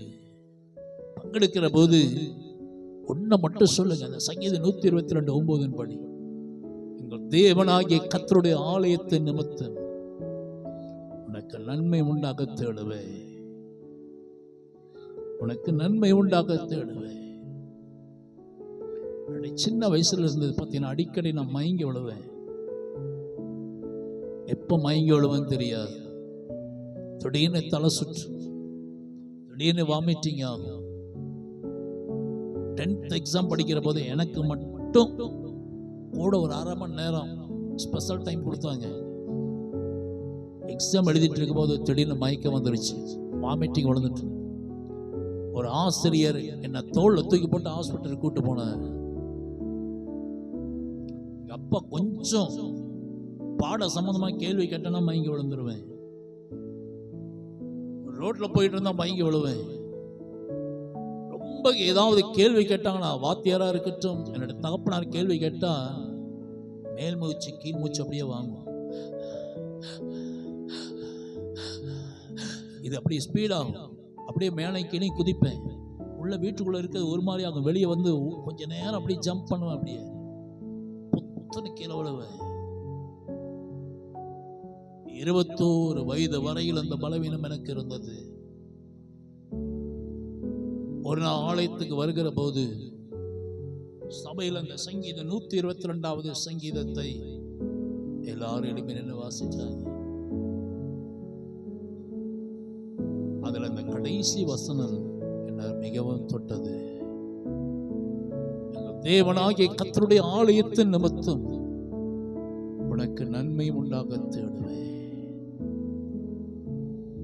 இந்த வசனத்தை நான் இன்றைக்கு நான் வாசித்தேனோ, ஆலயத்துக்குள்ள வருகிற போதெல்லாம் இந்த வசனத்தை என் மனசுக்குள்ள சொல்லுவேன். ஆண்டவரே, ஆண்டவருடைய ஆலயத்துக்குள்ள வரப்பா, எனக்கு நன்மை செய்ய. ஆலயத்துக்குள்ள வர்றேன், சரீரத்துல நன்மை செய்ய. ஆலயத்துக்குள்ள வர்றேன், தனிப்பட்ட வாழ்க்கையில சமாதானத்தை கொடுங்க. வசனத்தை நான் தியானித்தது மட்டுமல்ல, ஒவ்வொரு நாளும் நான் ஆலயத்துக்கு போவேன். ஆலயத்துல போய் பைபிள் படிப்பேன். ஆலயத்துல போய் ஜெபம் பண்ணுவேன். ஆலயத்துல பணிவிடை செய்வேன். ஆலயத்துல சுத்தம் பண்ணுவேன். ஊழியர்களுக்கு தேவையான பணிவிடைகள் எல்லாம் செய்வேன். கர்த்தர் என்னுடைய சரீரத்தில் சிறு வயதிலிருந்து எனக்கு உண்டான எல்லா வியாதி பலவீனத்திலிருந்தும் கர்த்தர் எனக்கு பூர்ணமான விடுதலை கொடுத்தார். அல்லேலூயா, அல்லேலூயா. எங்கள் தேவனாகிய கர்த்தருடைய ஆலயத்தின் நிமித்தம் எனக்கு நன்மை உண்டாக தேடுவேன். என்னுடைய வாழ்க்கையில் இந்த வசனத்தின்படி ஆலயத்தை தேடினதுனால நன்மை கற்றலிட்ட கர்த்தர், ஆலயத்தினுடைய ஆராதனையில் நீங்கள் பங்கெடுத்து தேவ ஊழியர்களோடு தேவ பிள்ளைகளோடு கூட இணைந்து ஸ்தோத்திரித்து பாடி ஜெபித்து கர்த்தருடைய வார்த்தைகளை கேட்டு கர்த்தருடைய சமூகத்தினுடைய பிரசன்னத்தினாலே நீங்கள் பலப்படுகிற போது தெய்வங்களுடைய வாழ்க்கையில நன்மை செய்வார். வேதத்திலிருந்து ஒரு மனிதனை காண்பிக்கிறேன் பாருங்கள். பலிபீடத்தோடு அவனுக்கு ஐக்கியம் இருக்கிற போது கர்த்தர் அவனை எப்படி ஆசீர்வதித்தார். ஆனால் பலிபீடத்தை விட்டு தூரம் போன உடனே அவனுடைய வாழ்க்கையில் உண்டாகிற காரியங்களை பாருங்கள். வாசிக்கலாம். ஆதியாகமம் புஸ்தகம் 12வது அதிகாரம் 2ஆம் வசனத்துல கர்த்தர் ஆபிரகாமை பார்த்து சொல்றாரு, பெரிய ஜாதியாக்கி உன்னை ஆசீர்வதிப்பேன், உன் பேரை பெருமைப்படுத்துவேன், நீ ஆசீர்வாதமா இருப்பாய் என்று கர்த்தர் ஆபிரகாமுக்கு நல்ல வாக்கு கொடுத்தார். 7ஆம் வசனத்துல வாசிக்கிறோம், கர்த்தர் ஆபிரகாமுக்கு தரிசனமாகி உன் சந்ததிக்கு அந்த தேசத்தை கொடுப்பேன் என்றார். அப்பொழுது ஆபிரகாம் தனக்கு தரிசனமான கர்த்தருக்கு அங்கே ஒரு பலிபீடத்தை கட்டினார். பலிபீடத்தை கட்டி கர்த்தரை தொழுது கொள்ளுகிறார். பலிபீடம் என்பது இன்றைக்கு இருக்கிற ஆலயத்துக்கு ஒரு நிழலோட்டமாக இருக்கிறது. பலிபீடத்தை கட்டி தொழுது கொள்ளுகிறார். அடுத்த வசனத்திலையும் பார்த்தீங்கன்னா, பெத்தேலுக்கு கிழக்கே இருக்க மலைக்கு போய் பெத்தேல் தனக்கு மேற்காக ஆயி கிழக்காக இருக்க கூடாரம் போட்டு அங்கே கர்த்தருக்கு ஒரு பலிபீடத்தை கட்டி கர்த்தருடைய நாமத்தை தொழுது கொண்டார். திருப்பி பலிபீடத்தை கட்டுறாரு. கர்த்தரை தொழுது கொள்கிறார், ஆராதிக்கிறார், பலி செலுத்துகிறார். தேவனோடு பலிபீடத்தோட நல்ல ஐக்கியம் இருக்கிறது ஆபிரகாமுக்கு.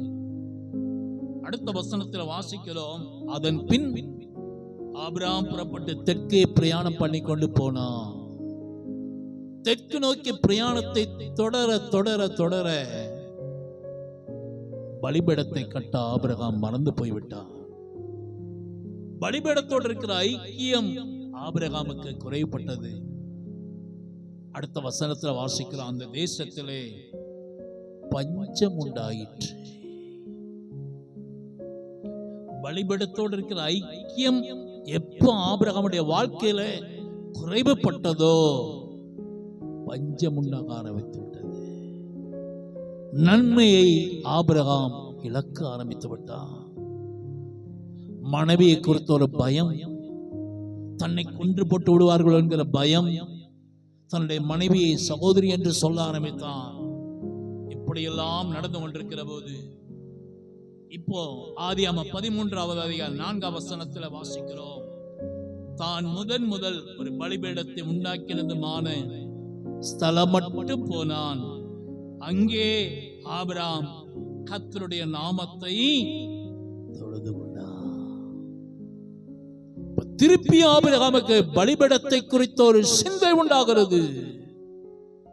தேவனை ஆராதிக்கணும், தேவனை தொழுது கொள்ளணும், தேவனுடைய பாதப்படியில பணிந்து கொள்ளணும், தேவனுக்கு பலி செலுத்தணும், தேவனோடு ஒரு நல்ல உறவு கொள்ள வேண்டும் என்கிற உணர்வு ஆபிரகாமுக்கு உண்டாக ஆரம்பித்தது. இப்போது நீங்க பாத்தீங்கன்னா அந்த அதிகாரத்தினுடைய கடைசியில நீங்க பாத்தீங்கன்னா கர்த்தர் சொல்றார், இந்த பார்க்கிற 15ஆம் வசனத்துல வாசிக்கிறோம், நீ பார்க்கிற இந்த பூமி முழுவதையும் உனக்கும் உன் சந்ததிக்கும் என்றைக்கும் இருக்கும்படி கொடுத்து உன் சந்ததியை பூமியின் தூளை போல பெருக பண்ணுவேன்.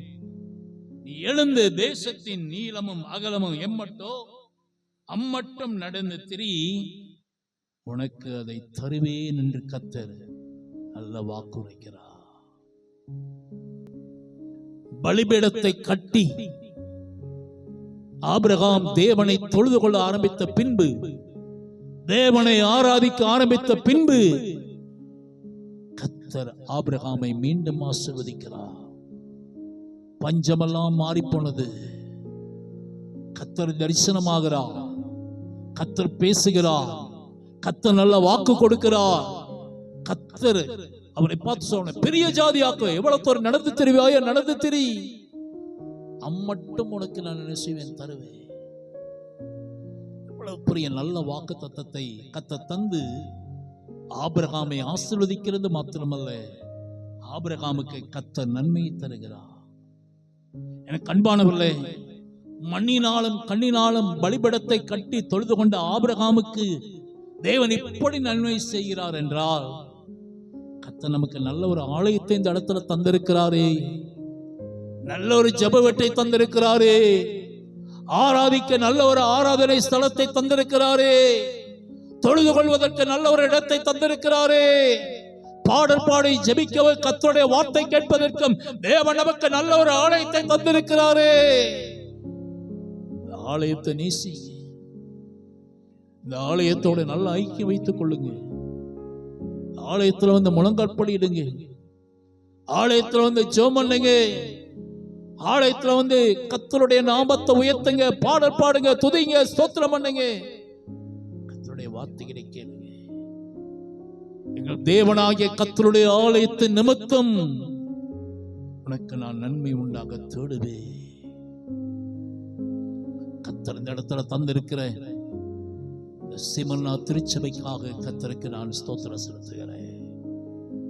நீங்கள் ஒருவேளை சபையோடு ஐக்கியம் இல்லை என்றால் சபையோடு கூட நீங்கள் ஐக்கியத்தை வைத்துக் கொள்ளுங்கள். ஞாயிற்றுக்கிழமையில நடக்கிற ஆராதனையில பங்கெடுங்க. சனிக்கிழமையில நடக்கிற காத்திருப்பு கூட்டங்கள்ல பங்கு பெறுங்க. புதன்கிழமை மாலை நடக்கிற பைபிள் ஸ்டடியில பங்கு பெறுங்க. தேவ ஊழியரை சந்திங்க. அவரிடத்துல உங்களுடைய ஜெப தேவைகளை சொல்லுங்க. ஜெப உதவியை நாடுங்க. நல்ல ஆலோசனைகளை கேளுங்க. வாழ்க்கை வளம் பெறுவதற்கேற்ற நல்ல ஆலோசனைகளை கேளுங்க.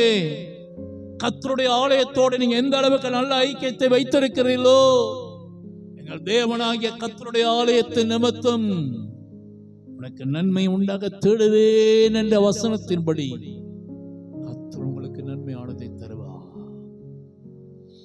கர்த்தர் நன்மையானதை தருவா.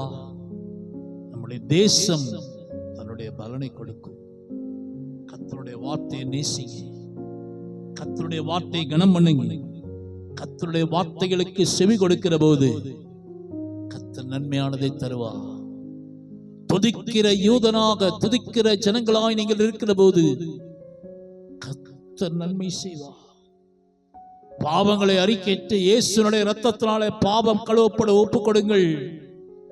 பாவமில்லாத பரிசுத்தமுள்ள வாழ்க்கை வாழ உங்களை அர்ப்பணம் செய்ய கர்த்தர் உங்களுக்கு நன்மை செய்வா. இந்த கர்த்தருடைய ஆலயத்தோடு நல்ல ஐக்கியம் வைத்துக் கொள்ளுங்கள். கர்த்தர் உங்களுக்கு நன்மை செய்வா. எல்லாவற்றுக்கு மேலாக இயேசுவுக்கு முதலிடம் கொடுங்க. இயேசுவை உங்களுடைய இரட்சகராய் ஏற்றுக்கொள்ளுங்க. இயேசுவை உங்களுடைய இருதயத்தில் ஏற்றுக்கொள்ளுங்க. இயேசு கிறிஸ்துவோடு இருக்கிற நல்ல ஐக்கியம் வாழ்க்கையில நன்மையை கொண்டு வரும். இன்றைக்கு உலகத்தில் மிகப்பெரிய பொருளாதாரத்தில் வளர்ந்திருக்கிற நாடு அமெரிக்க தேசம். அமெரிக்க தேசத்தினுடைய டாலர் நோட்ல பார்த்தீங்கன்னா ஒரு வார்த்தை மேலே அச்சிடப்பட்டிருக்கிறது. என்ன தெரியுமா? In God we trust. தேவன் பேர்ல எங்களுடைய நம்பிக்கையை நாங்கள் வைத்திருக்கிறோம்.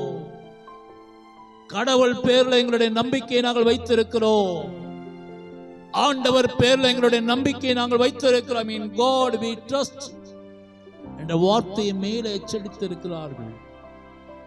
அமெரிக்காவினுடைய ஜனாதிபதிகளுடைய படங்கள் டாலர் நோட்டில் அச்சிடப்பட்டிருந்தாலும், அமெரிக்காவினுடைய வெள்ளை மாளிகையினுடைய படம் அதில் அச்சிடப்பட்டிருந்தாலும், அதற்கு மேலாக அமெரிக்க டாலர் நோட்டில் அவங்க போட்டிருக்கிற வார்த்தை, நாங்கள் எங்கள் தேவன் பேரில் எங்களுடைய நம்பிக்கையை நாங்கள் வைத்திருக்கிறோம். டாலர் நோட்டில் கர்த்தரை அவர்கள் மேன்மைப்படுத்தியிருக்கிறபடினாலே கர்த்தர் இன்னைக்கு என்ற தேசத்தை உலகத்திற்கு எல்லா நாடுகளுக்கு மேலாக கர்த்தர் உயர்த்தி வைத்திருக்கிறார். அந்த தேசத்தில் கர்த்தர் நன்மைகளை ஊற்றி வைத்திருக்கிறார். நம்ம கையில் ஒரு புது 100 ரூபா நோட்டு கிடைச்சா போதும், அதை கையெழுத்து போட்டுருவாங்க, நம்ம பேர் எழுதிடுவோம். நான் சின்ன வயசுல அப்படிதான் செய்யறது. 20 ரூபா நோட்டில் பேர் எழுதி கொடுக்கிறது. என்னைக்கிடா அந்த நோட்டு திரும்பி வரணும் பாப்பா, அந்த நோட்டு திரும்பி வரவே வராது. இல்லைன்னா எங்க ஊர் பேர் எழுதி வைக்கிறது, தெரு பேர் எழுதி வைக்கிறது. என்னைக்காவது திரும்பி வரணும் பார்த்தா திரும்பி வர்றதே இல்லை. நம்ம செய்யறது என்ன? நம்ம ரூபா நோட்டில் நம்ம பேர் எழுதி வைப்போம். ஆனா அமெரிக்க தேசம் ரூபா நோட்டிலேயே அவங்க என்னதான் செஞ்சிருக்காங்க? கர்த்தரை உயர்த்திருக்காங்க. இயேசுவை உயர்த்துங்க. இயேசுவுக்கு உங்களுடைய வாழ்க்கை அர்ப்பணம் செய்யுங்க. இயேசு கிறிஸ்து நன்மை செய்கிறவராய் சுற்றி தருகிற நல்ல கர்த்தர் வாழ்க்கையில நன்மையை கட்டாயம் தருவார். எல்லாரும் அப்படியே முழங்கால் படிடுவீங்களா? முழங்கால் படியிட முடிஞ்சவங்க முழங்கால் படிடுங்க. எலும்பி நிற்க முடிஞ்சவங்க எலும்பி நில்லுங்க. இன்னும் மட்டும் சொல்லுங்க, கர்த்தாவே என் நன்மையானதை தருகிற நல்ல கர்த்தர்.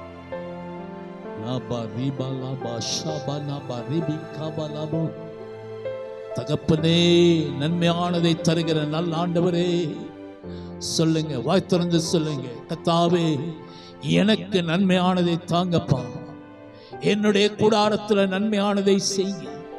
என்னுடைய பிள்ளைகளுக்கு நன்மை செய்யுங்க. நன்மை செய்கிறவராய் சுற்றி தருகிற நல்ல ஆண்டவரே, எங்களுக்கு நன்மைகளை செய்வீராகப்பா. என்னுடைய சரீரத்தில் நன்மை செய்வீராக, என்னுடைய தொழில நன்மை செய்வீராக, என்னுடைய கூடாரத்தில் நன்மை செய்வீராக. ஐயா, நன்மையானதை செய்கிற நல்ல ஆண்டவரே, நன்மையானதை தருவீராக, நன்மையானதை செய்வீராக. என்னுடைய வீட்டில், என்னுடைய சரீரத்தில், என்னுடைய குடும்பத்தில் நன்மையானதை தருவீராகப்பா, நன்மையானதை தருவீராக, நன்மையானதை செய்வீராக. ஐயா, என்னுடைய வாழ்க்கையில் இருக்க தீமைகள் விலகற்று, பாவங்கள் விலகற்று, சமாதான குறைவுகள் விலகற்று. தேவனே, நன்மையானதை செய்வீராக. கர்த்தர் நன்மையானதை தருவா. நம்முடைய தேசத்தினுடைய பலனை கொடுக்கும் என்ற வார்த்தையின்படி கர்த்தாவே, நம்முடைய ஜனத்தாருக்கு நன்மையானதை செய்வீராக. பிள்ளைகளுக்கு நன்மையானதை செய்யும் அப்பா, ஊழியர்களுக்கு நன்மையானதை செய்வீராக.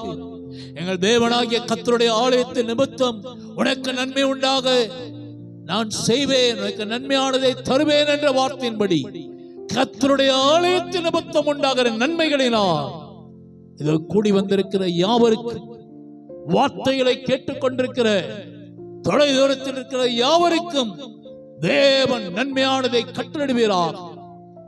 ஆவி, ஆத்துமா, சரீரத்தில், கையின் பிரயாசங்களில், குடும்பத்தில், தனிப்பட்ட காரியங்களில், எதிர்பார்க்கிற காரியங்களில் தேவன் நன்மையானதை தருவீராக. நன்மையானதை செய்து வழி நடத்தும் இயேசுவின் நாமத்தில் பிதாவே.